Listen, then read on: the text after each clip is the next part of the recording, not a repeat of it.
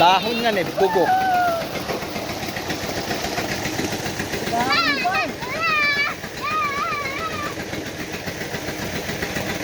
Dahon nga lang yan.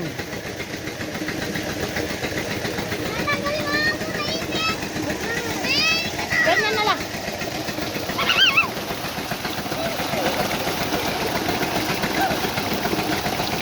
Sahod mo yung ulo mo. Out ka. Biis ka naman.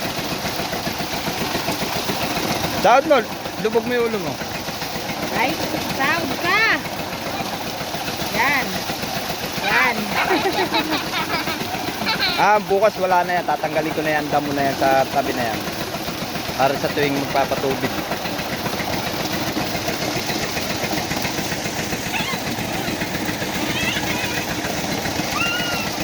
Tamang patubig ng palay. Bukas tapos ng abono.